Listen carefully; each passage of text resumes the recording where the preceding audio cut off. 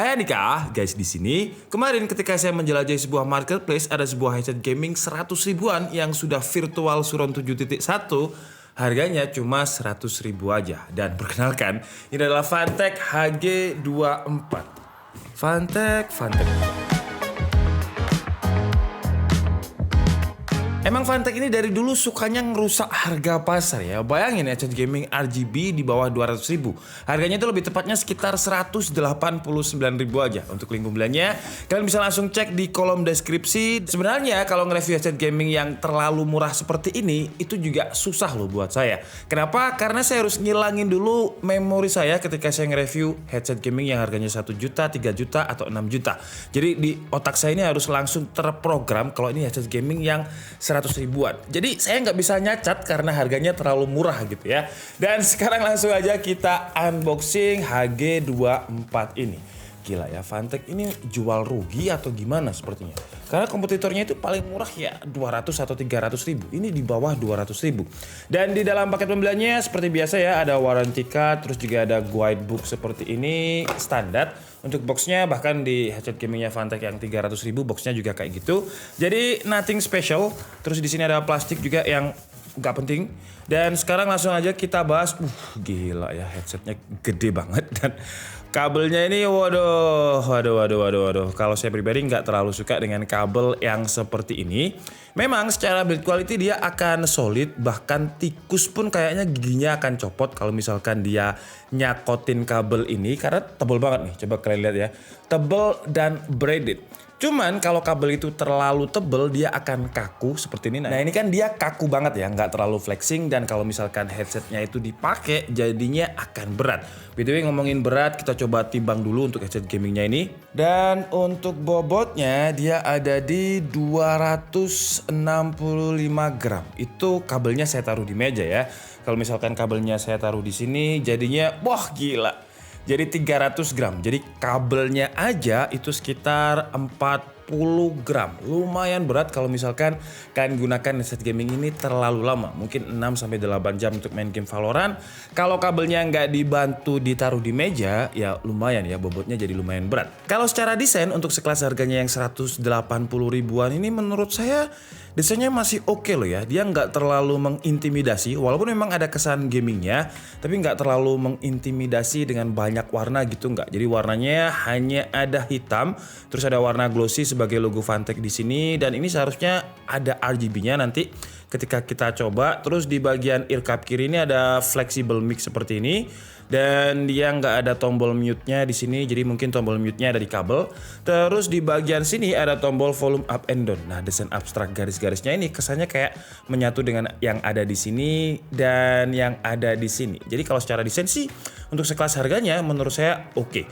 Terus kalau untuk ear cup bagian dalam dia pakai leather seperti ini dan lumayan tebal busanya, cuman nggak terlalu empuk. Jadi busa-busa yang memang standar harga headset gaming yang biasanya 300 ribuan.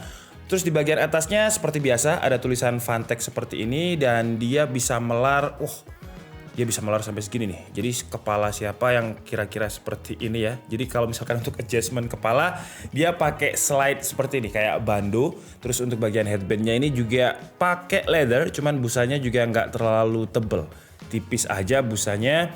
Dan kalau untuk dari segi pemakaian, ternyata saya kirain ya telinga saya itu bakalan mentok ke drivernya, ke bagian sini. Karena ketika saya raba pakai jari tadi, lapisan luar dengan driver yang ada di dalam ini kayaknya terlalu pendek. Tapi ternyata setelah dipakai juga nggak mentok gitu telinga saya. Dan beginilah kira-kira tampilan RGB-nya kalau misalkan kita colokkan ke laptop. BTW untuk interface-nya tadi dia pakai USB Type-A. Jadi kalau kalian tanya apakah bisa digunakan untuk di smartphone, bisa, tapi saran saya sih nggak usah. Karena ribet harus pakai dongle Type-A to Type-C. Terus untuk warna RGB-nya itu lebih dominan di bagian strip yang ini ya. Ini sebenarnya nyala, tapi dia tipis banget nih nyalanya. Nah kan, nggak se-vivid atau nggak se-brightness yang bagian tengah ini. Dan sekarang langsung aja kita tes untuk kualitas suaranya kalau digunakan untuk main game PUBG ya. Nah ini biasanya yang saya gunakan untuk tes gaming headset, jadi kalian bisa juga cari videonya di YouTube. Namanya adalah Suron Sound Footsteps seperti ini. Jadi dia akan melatih suara, melatih telinga kita, dia dari kanan atau kiri. Nah ini dari kanan, ya bener. Jadi POV-nya kita itu ada di sini dan musuhnya ada di sana. Nah, jadi sambil kita latihan footstep-nya ketika di PUBG. Ntar saya mau coba headset-nya dulu. Suara footstep-nya terdengar dengan lebih ngebas ya. Jadi frekuensi low-nya itu lebih dominan. Jadi kalau misalkan kita gunakan untuk musik, sepertinya akan dominan di bass. Tapi saya coba tes dulu.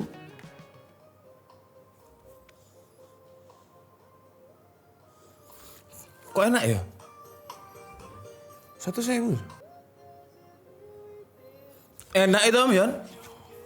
Oke, jadi kalau untuk driver 50 mm-nya ini tipikal headset gaming yang biasanya 300 sampai 400 ribuan. Jadi dominan di bass. Jadi kalau misalkan kalian dengerin lagu genre yang frekuensi low, yang bass boosted seperti One Day DJ yang sukanya Tomo tadi, ya akan kerasa lebih imersif. Bassnya itu kayak berlayer gitu. Cuman tadi ketika saya coba untuk Lewis Capaldi Forever yang suara piano dan juga suara vokalnya Lewis Capaldi ini jadi kayak mendem gitu. Jadi kayak dia suaranya lebih ngebass daripada biasanya. Jadi dominan di bass karena memang biasanya headset gaming itu kalau misalkan main game tembak-tembakan, gunshot kayak gitu dia akan mementingkan dominan suara bass. Kenapa? Karena ketika di game suara seperti step yang suara low itu akan lebih terdengar imersif gitu. Oke, jadi sekarang lanjut kita coba untuk kualitas mic dari HG24 Phanteks ini. Oke, jadi yang kalian dengarkan ini adalah kualitas mic dari HG24 Phanteks Spectre 2. Jadi kira-kira seperti ini, dan kalau saya lihat di software audio recording saya sih chartnya nggak terlalu bisa menangkap suara dengan powerful gitu. Padahal ini volumenya udah 100%. Dan ini saya udah lumayan teriak-teriak, jadi kalian bisa dengarkan gimana kualitasnya. Kalau misalkan saya ngomong biasa, kira-kira seperti ini. Dan kalau saya ngomong teriak-teriak, kira-kira seperti ini suaranya. Dan untuk mic-nya ini juga memiliki fitur noise cancelling. Jadi seharusnya kalau misalkan saya ngetik di keyboardnya Lenovo ini ya, saya coba ngetik barbar seperti ini, seharusnya suara keyboardnya kalau memang dia memiliki fitur mic noise cancelling akan teredam dengan baik. Jadi kalau misalkan kita ngegame kan kayak gini ya, apalagi gamenya Dota gitu yang banyak ultinya, banyak kombonya, nah kan seperti ini.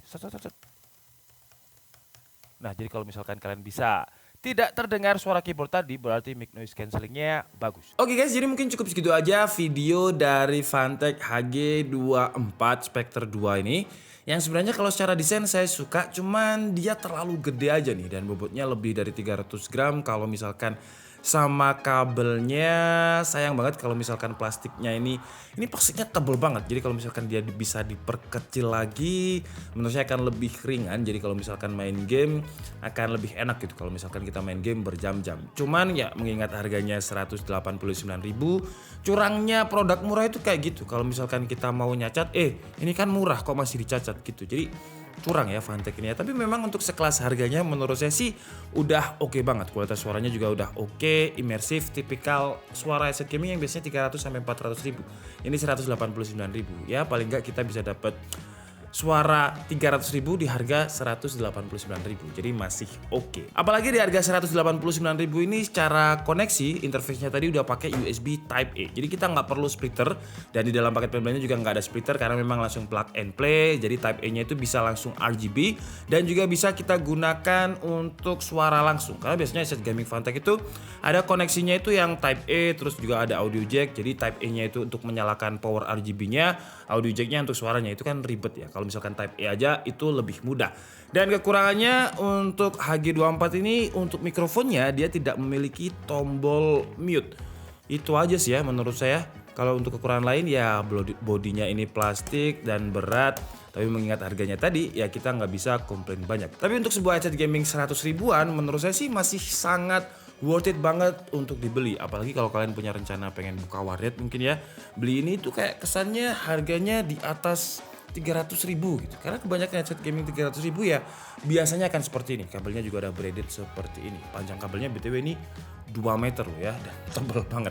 Oke lah, jadi mungkin cukup segitu aja video kita kali ini. Saya minta maaf kalau ada kesalahan dalam penyampaian informasi. Seperti biasa kalian bisa mengkoreksinya di kolom komentar. Saya Dika Setiabudi and see you on the next video. Bye bye.